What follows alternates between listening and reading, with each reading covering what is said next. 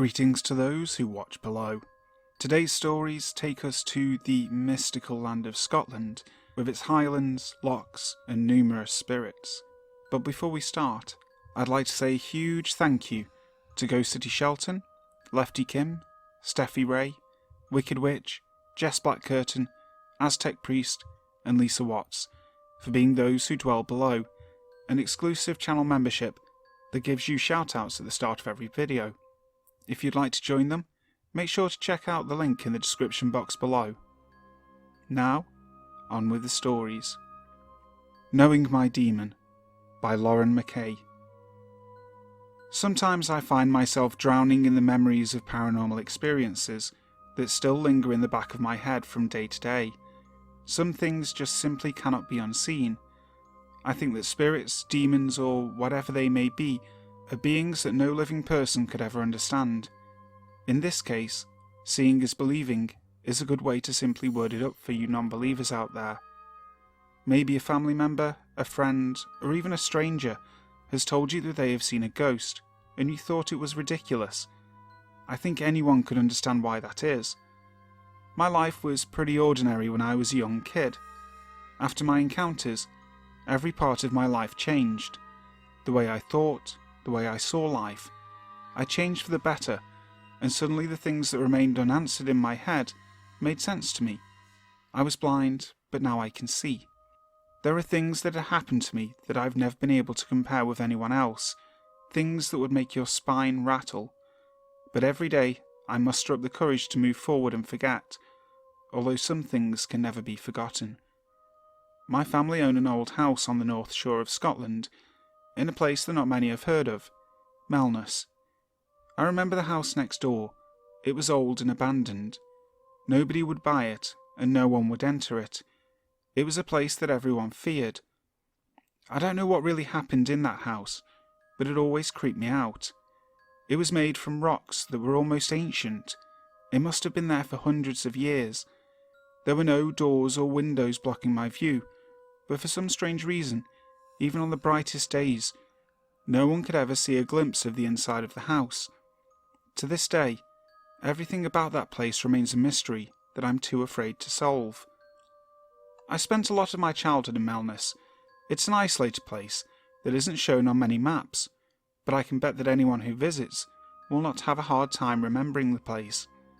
It was mostly highlands, fields and beaches, probably the most Scottish place anyone could go. I can still smell the salty Atlantic Sea. The water was pure, like it had never been touched. I can still see the washed up shipwreck that lay on the sandy shore. My dad always told me terrifying stories about Melness and the weird things that happened there when he was just a boy. He told me one specific story that really grabbed my attention. It was about the cave on the beach that is also known to be haunted. He was on the beach one day playing, as there's nothing much else to do in Melness. My dad, being brave, decided to go into this cave. To the right, when he was inside, there was a very dark corner, almost pitch black. It was a hole inside the wall of the cave, a hole so dark that no man could ever be brave enough to enter. He was scared, but he brushed it off, and just assumed that if there was anything there, it would be an animal. So instead of going near it, he just decided to throw some sand in to try and prove to himself that there was nothing there. It's okay, he thought, as nothing happened. But that was only until a few seconds later. Sand had then been thrown back at him. Him, being alone, did not stay in that cave. He's been back to the cave occasionally, but the one thing that really spooks him to this day is that the hole was never seen again. I experienced my first paranormal event in the house in Melness. All of my family have seen and heard some weird, unnatural things in the house. Inside it wasn't very scary looking. In fact, it's very homely looking until you spend your first night there. As you walk through the front door, the bathroom is what you first see, as it was under the stairs. There were 3 bedrooms and 1 bathroom upstairs, and downstairs the right was the kitchen, and to the left the living room. In the living room there was an old red curtain that separates it from the conservatory, and that was where I first encountered something that was somewhat terrifying. One night, we were all asleep. Me, my sister, my dad, and my grandpa. I was only young at the time, around the age of 6. I had woken up and dragged myself downstairs to the bathroom, and when I got onto the bottom of the staircase, I couldn't help but notice that the curtain that led to the conservatory was blowing, as if the outside door was open. And it was. It was wide open, which was very strange, as we all locked the doors before bed. But me being young and oblivious to odd things that went on inside the house, I just locked the door again, went to the bathroom, and back to bed. The next morning, I was woken to the sound of my dad calling me from downstairs. I got up and went to see what he was shouting about. When I got downstairs, I said, "Daddy, what is it?" And he pointed to the conservatory and asked if I was up in the night. I slipped past the curtain and realised the door and all of the windows were wide open. I was gobsmacked and just explained to him that it wasn't me and told him about how I came down and shut the door. Then, later that night, a similar thing happened. Every single kitchen cupboard was left open. I was young, but I knew this wasn't a coincidence. The first time I ever saw a spirit wasn't in that house, in fact. It was in a rather new house that I was living in with my mum and my stepdad. But I've always believed that if a spirit was following me, it followed me from Melness. As you walk into the house, you're in the living room, and there's a door separating the bedrooms and bathrooms. It happened in the middle of the night, just as I was going to the toilet again. The bathroom door faced the living room one, and as I passed by, I looked through the living room door. You couldn't really see through it properly, as it was textured glass, but you could still see shapes, like the couches and the table. The one thing that caught my eye in that living room still gives me shivers down my spine. I have never seen anything more terrifying in my life. It was a tall, black figure, almost like someone wearing a robe or dress, and as I looked in, I could tell that the figure had turned toward me. I screamed at the top of my voice. I thought I was dead. I ran to my mum's room straight away, and lost my toenail under the door in the process. I jumped in between my mum and my stepdad, still screaming. I was terrified. My stepdad went through to the living room, and the black-cloaked figure that I had seen with my very own eyes had gone, like it was never there. But as I walked into the room behind him, I felt a disturbing chill that filled the air. I just wished that someone else had seen it, so people hadn't thought I was crazy, though I never doubted myself for a moment. I never had thought that the second time I would see a ghost, it would be the same dark figure, but it was. I knew it right away.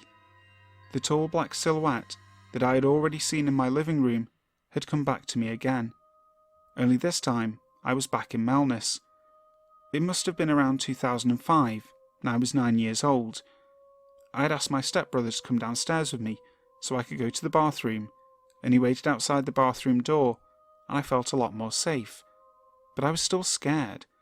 I couldn't even look in mirrors at night or take a glance out of the window, as I was scared of what I might see glancing back. As I was just washing my hands in the sink, I suddenly heard banging and screaming at the door. It was my stepbrother, and he had obviously seen something that had scared him. I opened the door in a flash, and the first thing that caught my attention was the figure that I'd seen before, standing outside the front door. We both hid in the bathroom, sitting in the bath blocking the door with a set of drawers and anything else we could find. For about 3 hours we hid, not knowing what may be lurking at the other side of just a bit of wood. The only thing that was separating me from the thing I feared most was a bit of mahogany. I thought that maybe that it was a good thing I was seeing it again, to reassure myself that it wasn't just my immature imagination. I was glad I had someone there to see it too. It was just what I'd needed. From that day on, I was sure it was following me, but what was it? And why? A while after that, I went to the library with my friend to do some spiritual research, but I found no information that was important to me. It was only recently I have read some things that explained what my strange black shadow may be. I've read about shadow people and demons, but I find it all really strange. I've never been one to believe in demons, there was still not enough information to explain to me what's going on. There was one last time I've seen my ghostly follower, at the start of May last year. It had been 9 years since I'd last saw it. Sometimes I'd almost forgotten and finally felt at peace, until that day. I was staying at a friend's house and was sitting on the back corner of his bed. It was against the wall to the right, and in front of me was the television, and to the left a large mirror on the wall. He'd gone out of the room to go for a shower, and I was watching something on the TV when I got a strange itch in my back. I suddenly turned my head towards the mirror, and I saw it, right behind me. In the mirror, I had seen the spirit I thought had left me, and it was right behind my back. I'd never had a more terrifying moment in my life until then, and it was worse. I could tell it had touched me. In the end, my friend thought I was nuts, and we lost contact. But now it seems that whatever is happening to me, whoever or whatever is following me, might never stop. It was only a couple of months ago I moved into my flat with my boyfriend. It was maybe 2 or 3 weeks ago, and I decided I'd had enough, and decided to write this story about my hauntings. I've been running in circles as I attempt to address questions for which I had no answer. It was the other week that I felt maybe it's going too far. My boyfriend was working in Glasgow, which is a half-hour train ride away. It was about 9 o'clock at night, and was dark. It was just me and my cat in the house, and I was doing my makeup, getting ready to go out. I was holding my small mirror in my hand in front of me when I heard my cat make a really weird noise. I went through to the bedroom, and she looked terrified, hiding behind the blinds. Weird cat, I thought to myself. I looked around to see what may have disturbed her. I opened the walk-in cupboard for her, which needs to be pulled and pushed really hard as it gets jammed. Then I went back to the living room and sat down on my couch, leaving the bedroom door open for me to see through. I then carried on doing my makeup, looking in my small mirror while putting on foundation. Suddenly, there was a huge, loud bang, as if a door had actually been slammed shut.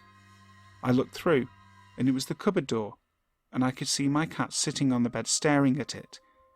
This is when I got really scared, and looked back down at my makeup mirror to close it, and put everything down, and there was a huge crack going through the mirror. I didn't know what else to do, except shout my cat through and take her outside. I told my boyfriend everything, and it was only a few days later that windows started unlocking by themselves.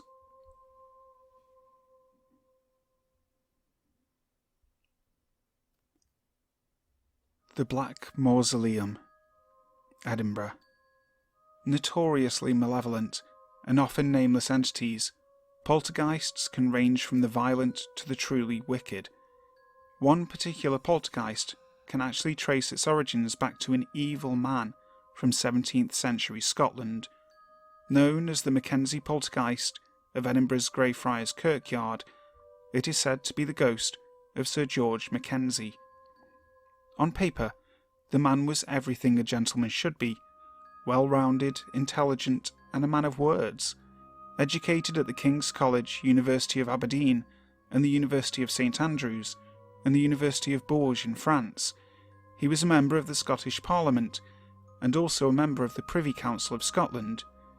In 1677, Mackenzie became Lord Advocate and served King Charles II of England, where his primary responsibility was to punish anyone who rejected the Church of England or refused to swear loyalty to Charles. Anyone who refused to follow Charles II's edicts was rounded up. This included members of Scotland's Presbyterian Covenanters. So, George Mackenzie set out to do the king's dirty work.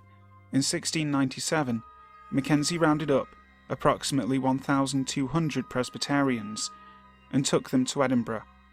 Since the number of prisoners outnumbered the prisons, a makeshift prison was assembled in Greyfriars Kirkyard, a graveyard, to incarcerate the remaining 400. It became known as the Covenanters' Prison. It is said that the prisoners were subjected to inhumane treatment, including starvation, exposure to the harsh elements, and torture during the winter. Some prisoners were deported, while others were executed and buried in Greyfriars. This state-sanctioned reign of terror was the direct handiwork of Mackenzie, who eventually became known as Bloody Mackenzie. He was single-handedly responsible for killing nearly 18,000 people during the 8-year period in Scottish history dubbed the Killing Time. He died at Westminster in 1691 and was buried in Greyfriars Kirkyard, not far from the site of his atrocities. His tomb became known as the Black Mausoleum, and 300 years after his death, the legend of the Mackenzie poltergeist was born. The story began when a homeless man staggered through Greyfriars in 1998, either looking for shelter or something to steal. While trying to pry open a casket in the tomb, he fell through a hole in the floor into a burial pit, where he found himself among the rancid bones of plague victims from centuries past. The stench of death filled the man's nose, and he ran off screaming into the night. Not long after, 2 visitors to Greyfriars encountered an eerie presence at the tomb. The first claimed that a sudden blast of cold air pushed her back as she neared the mausoleum's entrance. The second remembered next to nothing. Instead, she was found unconscious near the mausoleum, with choke-like bruises around her neck. In the past 20 years, word of the Mackenzie poltergeist has entered the mainstream. Nearly 500 visitors have claimed to suffer mysterious assaults at the graveyard. Many have ended up with bruises, burns, lacerations, or gouge marks. Others suffer blackouts and are overwhelmed by nausea. Still more report odd sounds, such as knocking or pounding. An exorcism at the mausoleum was attempted in the year 2000 by Colin Grant, the minister of a spiritual church. Grant said that he felt the presence of hundreds of tormented souls, and most certainly the presence of evil. Eventually he left Greyfriars in distress. A few weeks later, he was found dead of a heart attack.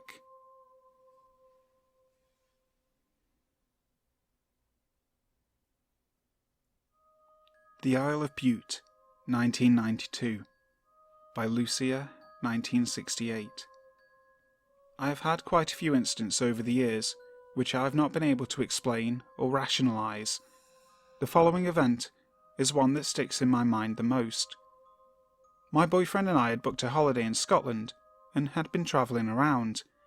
It was the beginning of October, if I recall correctly, but the weather was particularly mild that year, and we had booked 3 days on the Isle of Bute. We had chosen a gorgeous cabin, which was situated with 5 others on a private country estate overlooking the sea. It was rather remote, but beautiful. The cabins were spread over a huge area on a large sloping piece of grassland. Each cabin was accessed by a simple gravel driveway, met by one solitary lane, which took you up to the main entrance at the top of the hill, which joined the long tree-lined avenue. Also at the entrance was a smaller utility cabin, which was only open during the day, and had washing machine facilities and an outside phone box. The only trees to be seen were those lining the 4-mile avenue entering the estate. We had spent the day travelling around the nearest large town after an early check-in at the cabin. It was dusk when we returned. My boyfriend was driving, and we both weren't talking, just taking in the views. We started driving up the avenue, which was lined with trees. As we drove past, you could see past the trunks of the trees to the fields and the sea beyond. As we started to approach the entrance to the field of our cabins, I noticed a woman standing outside the utility cabin. She had a long, pale grey dress on. My first thoughts were that she must be a bit cold wearing a nightie at this time. I just assumed she was using the payphone. I didn't say anything to my boyfriend, but continued to watch her as we drove closer along the road. I had a good, clear view of her.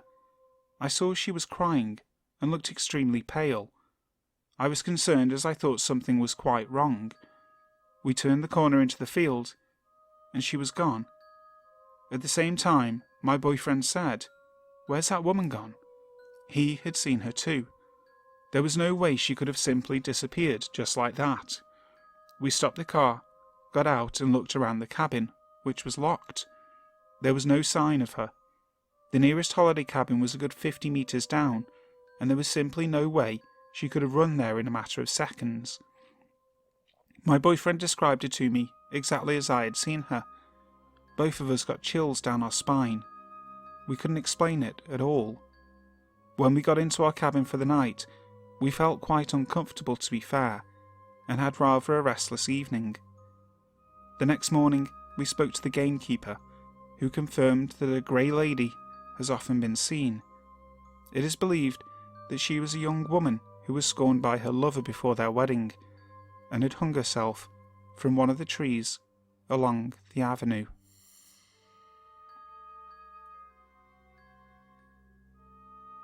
Unexplainable Heavy Breathing in the Countryside by Dobbs 357-13666. Me, my brother and 2 friends were camping in the forest not far from my house, about 2 miles roughly. We live in central Scotland, in a village not far from Loch Lomond. We had a fire and were sitting by it most of the night, having a drink and occasionally going down to the river to check our fishing rods.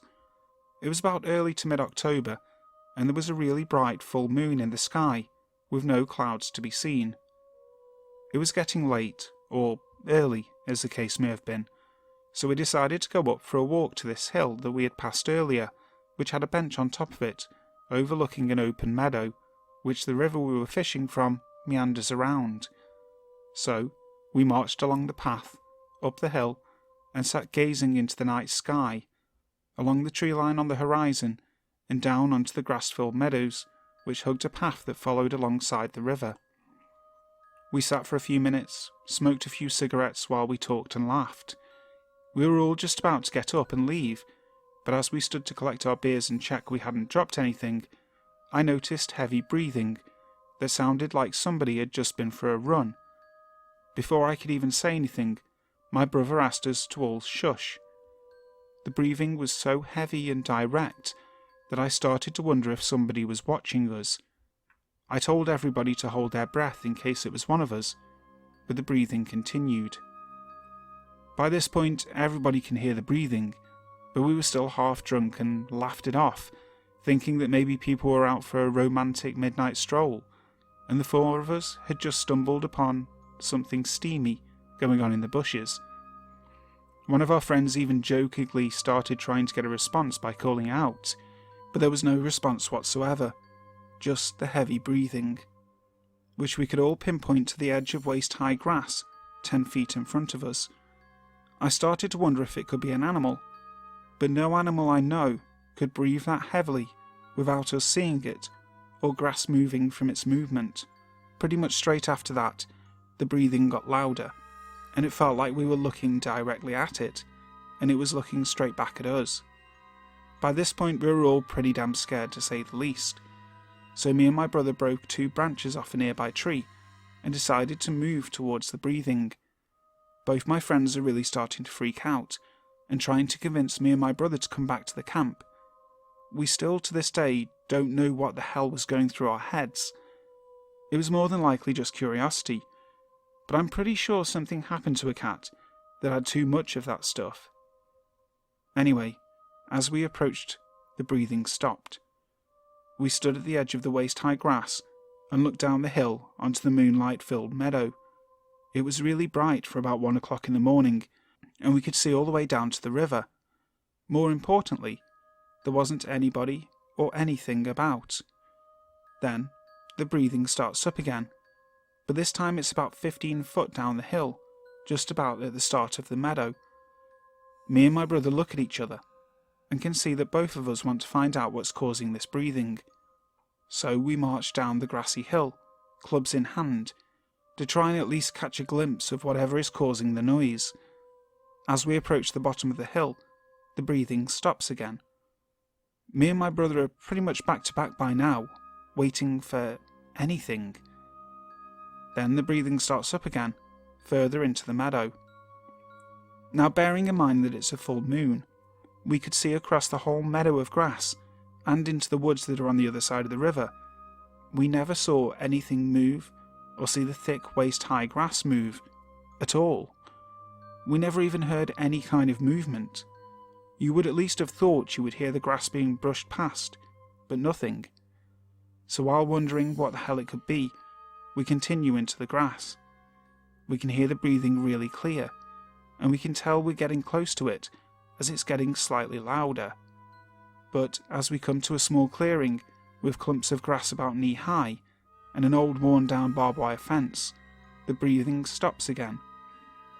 This time for a good minute or two. Our friends who are still stood at the top of the hill must have been scared out of their minds and were calling down to us to come back. As my brother tells them to hush up, all of a sudden the breathing starts up again, but this time really loud and deep, like the things touching shoulders with us. So much so that we both started to shout and swing the branches around like a couple of scared cavemen. This must have had some effect as the breathing stopped, but then started again seconds later, further away from us towards the river, and sounded like it was continuing to move towards the river.